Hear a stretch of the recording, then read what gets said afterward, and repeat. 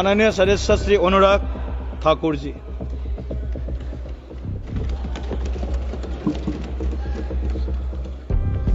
धन्यवाद सभापति महोदय। मैं माननीय प्रधानमंत्री जी को अपनी पार्टी का आभार प्रकट करता हूं, जिन्होंने मुझे वक्फ संशोधन विधेयक यानी कि उम्मीद unified Waqf management empowerment efficiency and development के समर्थन के में बोलने के लिए मौका दिया है। ये विधेयक नहीं, एक उम्मीद है। इस उम्मीद में एम्पावरमेंट है, एफिशिएंसी है, डेवलपमेंट है और कहीं ना कहीं इसी को देखकर आज जहां देश भर के लोग इसके समर्थन में है, वहीं Catholic bishop conference of India, church of Bharat, Kerala council of churches, Kerala Catholic bishops council और all India Sajjada Nashin council, मुस्लिम राष्ट्रीय मंच जैसी अनेक संस्थाओं ने, चर्च से लेकर मुस्लिम की अन्य सभाओं ने इसका समर्थन किया है। उसके लिए भी मैं उनका बहुत बहुत आभार प्रकट करता हूं। माननीय सभापति जी, वक्फ को बदलने का वक्त आ गया है, क्योंकि यह अत्याचार और भ्रष्टाचार का एक ऐसा अड्डा बन गया है। उसको खत्म करने का और बदलने का समय आया है। भारत को वक्फ के खौफ से आजादी चाहिए, क्योंकि यहां पर ये जो पहले कांग्रेस के जमाने में बना वक्फ का कानून है, वह उसका मतलब तो यही था, खाता ना वही जो वक्फ कहे वही सही। यानी कि जहां पे कह दिया वक्फ की जमीन है, वो फिर वक्फ की जमीन हो गई। वो जिम्मेदारी उनकी नहीं है कहने की, बताने की कि ये कैसे उनकी जमीन है, लेकिन जिसकी चले गई वो बेचारा दर दर भटकता है और उसको इंसाफ भी नहीं मिलता है। मैं इसके बारे में विस्तार में बताऊंगा, लेकिन आज एक बार फिर कांग्रेस देश को और देश में भ्रम फैलाने का प्रयास कर रही है।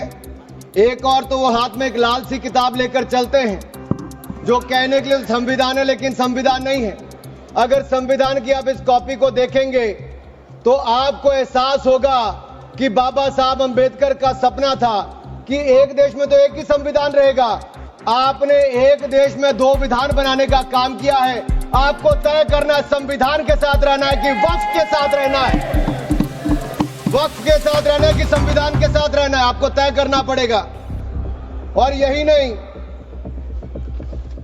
और जो लोग बड़ी बड़ी बातें यहां पे कर रहे थे, उनको यही कहना चाहता हूं, ये हिंदुस्तान है, पाकिस्तान या तालिबान नहीं। यहां बाबा साहब का संविधान चलेगा, काबिले का फरमान नहीं, मुगलिया फरमान नहीं चलने वाला। यहां पर एक नहीं अनेक ऐसे उदाहरण देखने को मिलेंगे। माननीय सभापति जी, आज हम केवल संविधान संशोधन पर चर्चा नहीं कर रहे, लेकिन एक ऐसे समानांतर सत्ता को चुनौती दे रहे हैं जो दशकों से अनियंत्रित रूप से अस्तित्व में है। वक्फ संशोधन बिल 2025 केवल कानून में बदलाव नहीं, बल्कि एक संदेश है। संदेश स्पष्ट है कि देश में एक ही कानून चलेगा, भारत का संविधान, और भारत के संविधान के ऊपर कुछ नहीं है। वक्फ बोर्ड का उद्देश्य मुस्लिम समुदाय के कल्याण के लिए संपत्तियों का प्रबंधन करना था, लेकिन कांग्रेस और उसके सहयोगी दलों ने इस भूमि को अपारदर्शी और एक गैर जिम्मेदाराना तरीके से राजनीतिक संरक्षण देते हुए एक ऐसा साम्राज्य बनाया जहां पे इन्होंने इसको अपना वोट बैंक का एटीएम बनाकर रख दिया है। 70 सालों से इन्होंने यही किया है। 1947 में भारत ने एक विभाजन देखा है, वो एक परिवार और एक पार्टी के कारण वो विभाजन हुआ है। आज जमीन जिहाद, लैंड जिहाद के नाम पर हम दूसरा विभाजन नहीं होने देंगे, नहीं होने देंगे। एक स्पष्ट संदेश तो यहां पर देना ही चाहते हैं कि मोदी जी के राज में भारत में एक कानून, एक संविधान और एक भारत रहेगा। और एक स्पष्ट संदेश भी है, एक है तो सेफ है। और यही नहीं, हम क्या कह रहे हैं, हम कह रहे हैं कि इस बिल के माध्यम से पारदर्शिता लाएंगे। पारदर्शिता लाएंगे तो जवाबदेही भी तय करेंगे। लेकिन ये लोग जिनके लिए वोट बैंक का एटीएम है, जिनके अपने नेता भ्रष्टाचार के कई मामलों में फंसे हुए हैं, जिनके राज्यों में हजारों करोड़ रुपए के घोटाले हुए, जिनका उल्लेख मैं आगे करने वाला हूं, उस पे भी मैं आपके सामने प्रकाश डालूंगा एक के बाद दूसरी। लेकिन सवाल ये खड़ा होता है कि 70 साल से ये प्रक्रिया जो चल रही है, चाहे 1964 की बात हो, 69 की बात हो, उसके बाद एक के बाद दूसरे संशोधन आए, 95 से लेकर 2013 तक इन्होंने इस कानून को इतना ऐसा बना दिया कि इसको चुनौती देने तक का भी हक कहीं नजर नहीं आता था। ना कोई ऑडिट, ना कोई निरीक्षण, बस भूमि अधिग्रहण की बात, शहर दर शहर, गली दर गली, इस पर एक तरह से कब्जे के बाद दूसरा कब्जा करने का काम किया गया।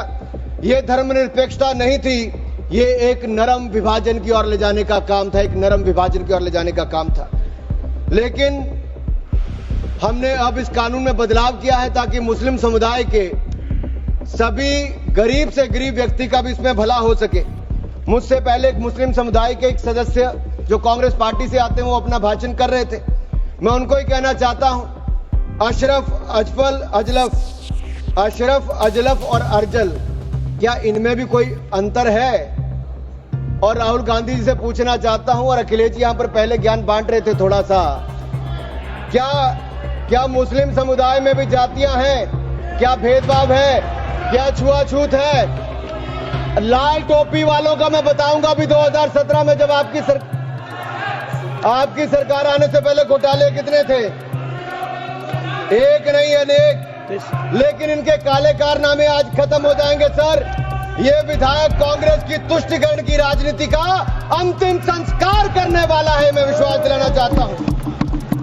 This will be the last nail in the coffin of Congress politics of appeasement. अगर आप देखिए, इन्होंने इससे पहले भी पंडित जवाहरलाल नेहरू जी ने पहले तो देश के विभाजन करने में अपना वो काम किया, उसके बाद धारा 370-35 से देकर ऐसे जख्म दिए कि हजारों लोगों की मृत्यु हो गई। लेकिन ये नरेंद्र मोदी जी की सरकार थी जिसने धारा 370-35 को सदा के लिए खत्म करने का काम किया है। ये हमारी प्रतिबद्धता थी मुस्लिम समुदाय की बहनों की ओर। जो ट्रिपल तलाक से निजात दिलाने का किसी ने काम किया तो नरेंद्र मोदी की सरकार ने किया है।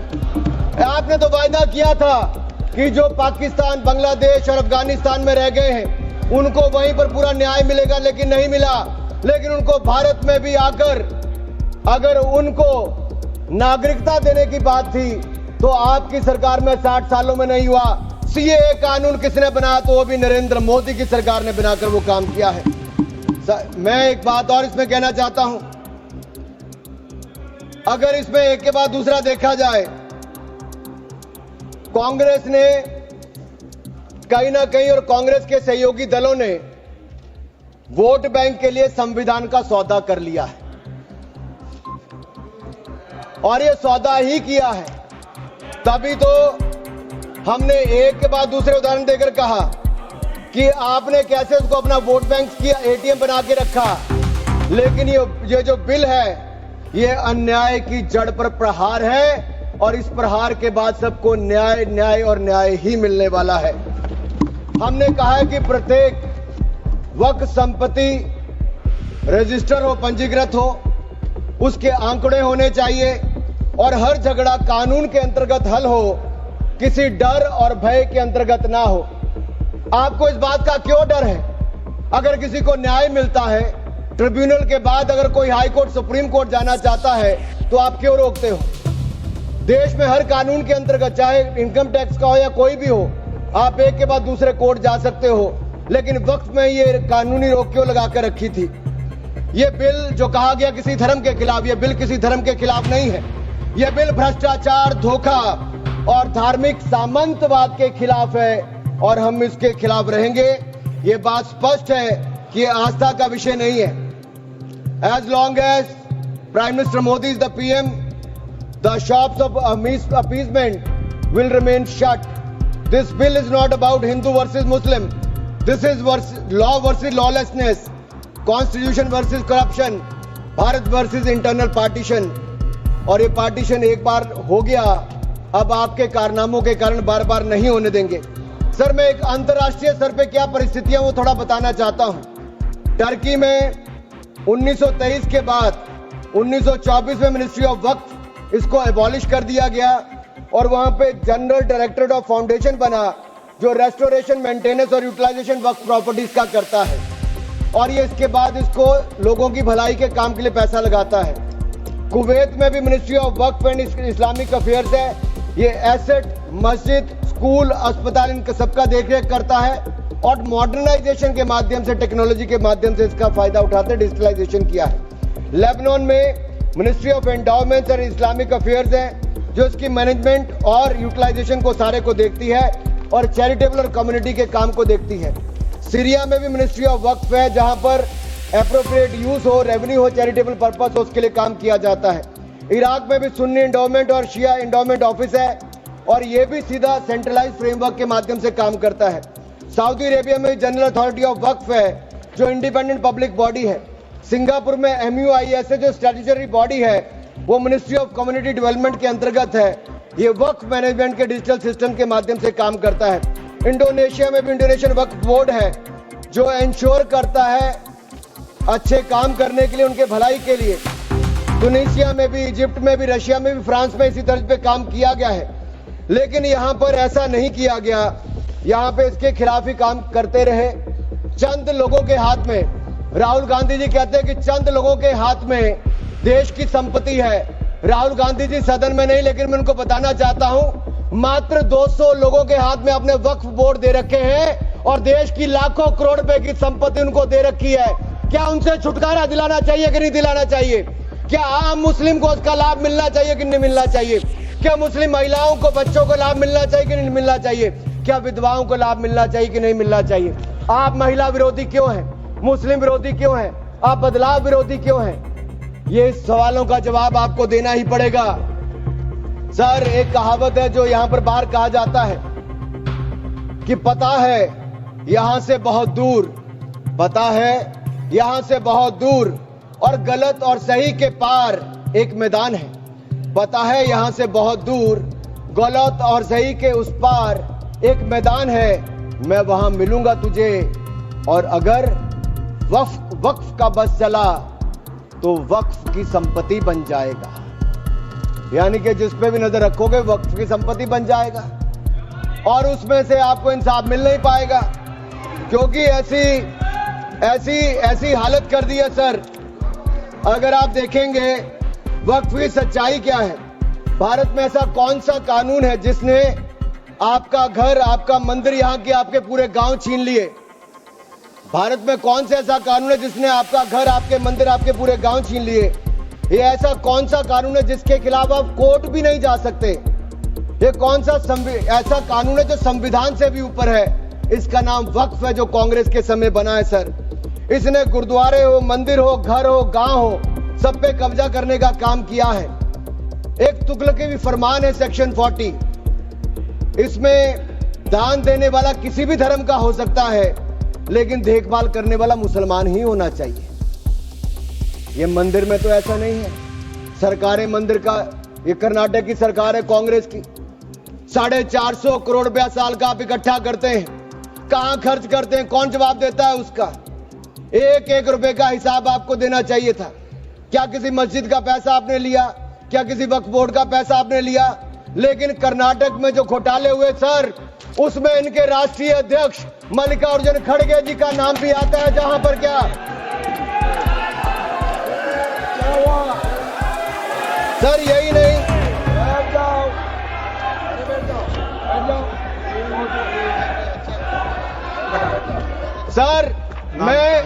सर मैं इसको माननीय नहीं सर, मैं सबूत के रूप में सर मैं लाया हूं सब कुछ। मैं बोल दिया सर, ऐसा गिवन द डिसीजन निर्णय दे दिया बस। प्लीज सर, नाम नहीं लेता सर, मैं नाम वापस ले लेता हूं सर। बड़ी मुश्किल से एक परिवार के बाहर सर, इसमें सर मैं टेबल कर देता हूं सर, मैं टेबल कर देता हूं सर, ये मैं टेबल कर देता हूं सर। सर, आपकी अनुमति हो तो मैं ऑथेंटिकेट करके टेबल कर देता हूं सर। जी, नाम वापस ले लिया, वापस ले लिया। ठीक है, एक मिनट, आप सब बैठिए, आप सभी लोग बैठिए, आप सब लोग बैठिए। माननीय Venugopal ji please. Please please sir we are कौन सा रूल में बोल रहा है? To sir 352. while a member is speaking to him of the sir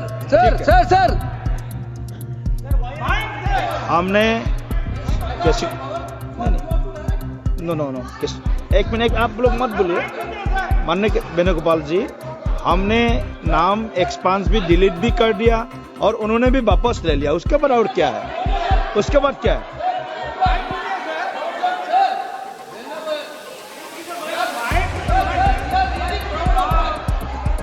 mic दीजिए, give the mic. नाम बुलाइए ना। एक मिनट वेणुगोपाल जी बोलिए, आप वेणुगोपाल जी बोलिए, हाँ। Please be sit, all members please. Sir, while he's speaking, he's totally misled the House. Not only misleading the House, he took the name of Honorable Leader of Opposition of Rajya Sabha here in a very bad way. We are really proud, sir, we are really proud of that. We are having a Congress president who came from the grassroots level of this country. Okay. With so much power. He didn't like Mallikarjuna Kharge ji because he is leading by Okay. his casteism. Okay, thank you Oh, that he- please continue, sir आज please please माननीय सभापति जी, आखिरकार कांग्रेस बोल ने दिया, अपनी single जातिवादी leader. सोच को सामने ले ही आए। ये कभी जाति के नाम पे, कभी क्षेत्र के नाम पे, कभी धर्म के नाम पर बांटने का काम करते हैं। मैंने किसी जात का नाम नहीं लिया था, लेकिन आप जाति को लेकर आए हो। और यही नहीं सर, ये रिपोर्ट देखिए, ये विधानसभा, कर्नाटक की विधानसभा में कांग्रेस के एक नहीं अनेक नेताओं के नाम आए जिसने वक्फ की प्रॉपर्टी को खाने का काम किया है, हजारों करोड़ के घोटाले करने का काम किया है। इसीलिए आप लोग पारदर्शिता नहीं चाहते, इसीलिए आप लोग ट्रांसपेरेंसी नहीं चाहते, इसीलिए आप लोग जवाबदेही नहीं चाहते। सर मैं इसको ऑथेंटिकेट करके रिपोर्ट को रखना चाहता हूं। सर यही नहीं, ये तुगलकी फरमान जो थे, मैं कर देता हूं सर, अगर किसी की संपत्ति जिसके ऊपर इन्होंने कब्जा कर लिया हो, सर इसको साबित करने से उनको वक्फ साबित नहीं करना सर। ये जिसकी प्रॉपर्टी है बेचारा, उसको धक्के खाने पड़ते एक से जगह दूसरी जगह के लिए। सर ये आम व्यक्ति के लिए एक अभिशाप है। अगर सरकारी जमीन छीनी जा सकती है, गांव के गांव छीने जा सकते, तो आप कल्पना कीजिए आम इंसान की प्रॉपर्टी को कैसे किया जाएगा। सर नो ऑब्जेक्शन सर्टिफिकेट लेके जाना पड़ता है। सर वक्फ का साम्राज्य इतना बड़ा हो गया कि 9 लाख एकड़ जमीन जो लाखों करोड़ की है, सच्चर कमेटी कब बनी? आपकी सरकार के समय बनी, 2006 में उसकी रिपोर्ट आई। आप क्यों हाथ पे हाथ धर के बैठे रहे? क्यों बैठे रहे? उन्होंने कहा था कि साल का 12,000 करोड़ रुपए की आमदन हो सकती है। पिछले 20 सालों में 2.5 लाख करोड़ रुपए की आमदन हो गई होती। आमदन होती तो मुस्लिम महिलाओं का, बच्चों का और मुस्लिम समुदाय का भला हुआ होता, लेकिन कांग्रेस पार्टी ने भला कभी चाह ही नहीं मुस्लिम समुदाय का, केवल वोट की राजनीति करके रखा। सर ये कितनी है? मॉरिशियस जैसे 2 देश, उसके बराबर वक्फ बोर्ड की जमीन है। सिंगापुर जैसे 5 मिनट और मैं खत्म कर रहा हूँ सर। मालदीव जैसे 12 देश, उसके बराबर वक्फ बोर्ड की जमीन है। सर लालू प्रसाद यादव जी जो सदन के सदस्य नहीं लेकिन आपकी सरकार में मंत्री थे, तब उन्होंने कहा था पटना की डाक बंगले की जमीन भी वक्फ बोर्ड खा गया, सरकारी गैर सरकारी जमीनें वक्फ बोर्ड खा गया। ये किसी और ने नहीं, लालू प्रसाद यादव जी ने कहा था। आप उस पर क्या कहना चाहते हो? ऑन रिकॉर्ड के पे कहा है। गरीब मुसलमान भी सर इस कानून का शिकार रहे। सर राजस्थान में रामगंज में वक्फ बोर्ड द्वारा मुसलमानों की जमीनें खाली करा दी, मुस्लिम महिला मर गई। उत्तर प्रदेश में लाल टोपी वालों की सरकार में, सर ये लाल टोपी के काले कारनामे उत्तर प्रदेश में देखे हैं। इनके उस समय के मंत्री ने सैकड़ों एकड़ जमीन खा गए वहां पे बैठ के आप लोग। सर यही नहीं, काले कारनामे इनके और भी हैं सर।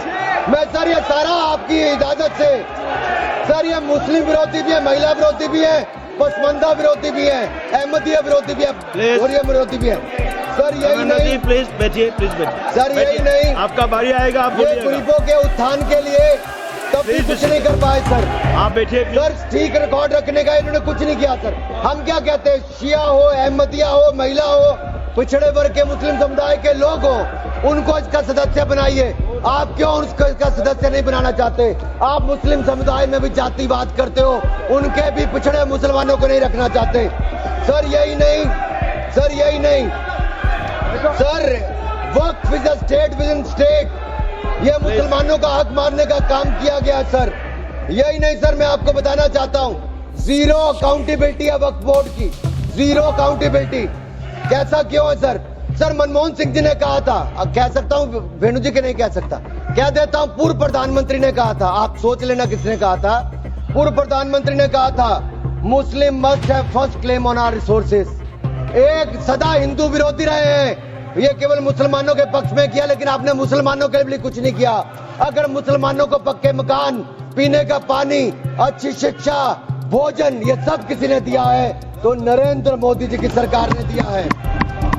धन्यवाद। यही नहीं सर 3 मिनट में और सर खत्म कर रहा हूँ। 1 मिनट में खत्म कीजिए। सर 1 मिनट में हो नहीं पाएगा सर। सर ये देखिए सर, मैं रिपोर्ट लाया हूं सर, कहां से कहां तक इन्होंने राज्य दर राज्य कैसे हिंदुस्तान की जमीनों पे कब्जा किया है। सर ये देखिए सर, आंकड़े आपको दिखाते हैं, एक राज्य नहीं सर, केरल में ये कहते तो हैं कि ये वायनाड के बेटे हैं, बेटी हैं, लेकिन वहां पे भी वक्फ का कहर जारी है सर।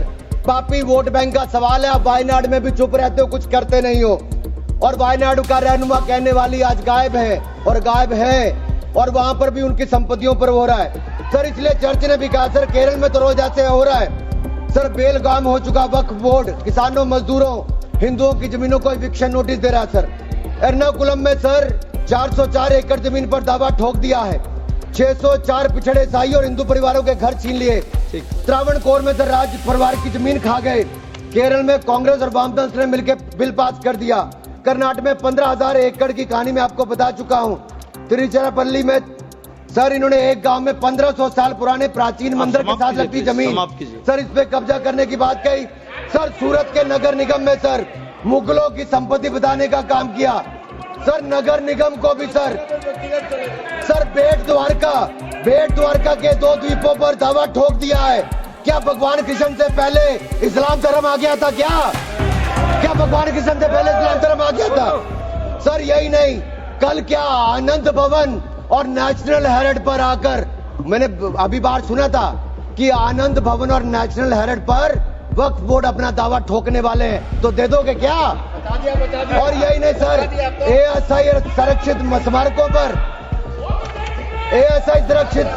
पर भी सर यही नहीं सर, कर्नाटक में 53 ऐतिहासिक स्मारकों को वक्फ संपत्ति घोषित कर दिया है सर। यही नहीं सर, हम्पी सर्कल में 6 एएसआई संरक्षित कर लिया सर। यही नहीं सर, एएसआई के 120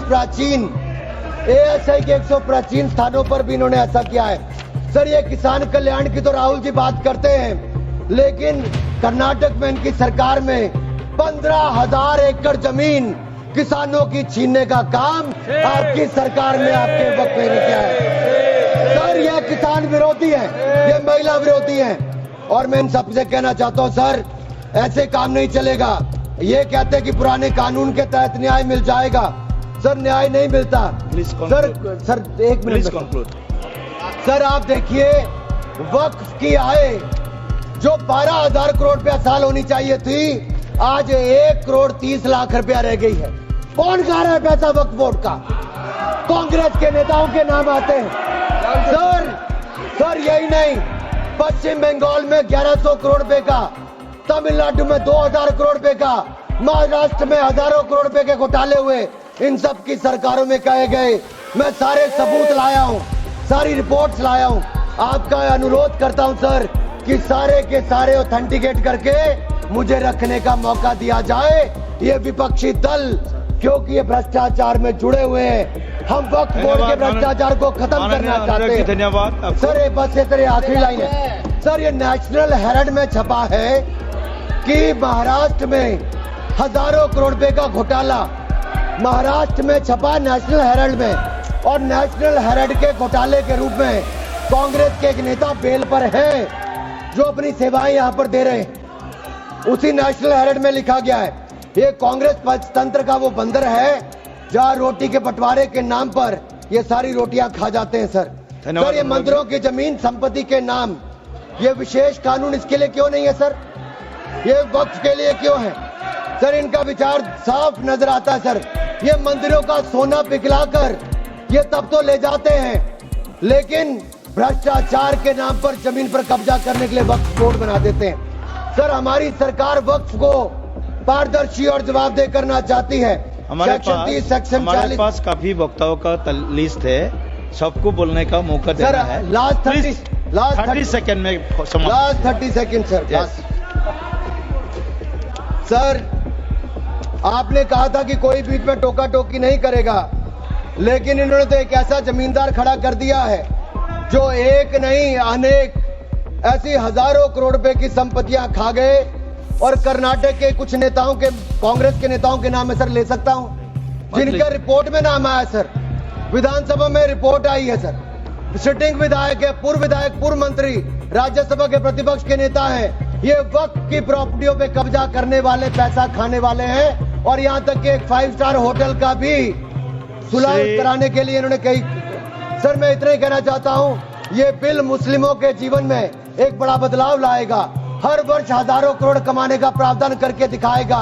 अच्छी शिक्षा, अच्छी सुविधाएं, अच्छे मकान, अच्छा इलाज और अच्छा भविष्य देने का काम ये नरेंद्र मोदी की सरकार में वक्फ बोर्ड का संशोधन बिल उम्मीद के माध्यम से एक नई उम्मीद बांध कर दिखाएगा, नई उम्मीद बांध कर दिखाएगा। बहुत बहुत धन्यवाद। धन्यवाद माननीय सदस्य। सच्ची और निष्पक्ष खबरों के लिए हमसे जुड़े और YouTube पर मार्खोर INS को सब्सक्राइब करें और Facebook पर इंडियन न्यूज सोर्स को फॉलो करना न भूलें और हमें अपने समर्थन की ताकत बनाएं।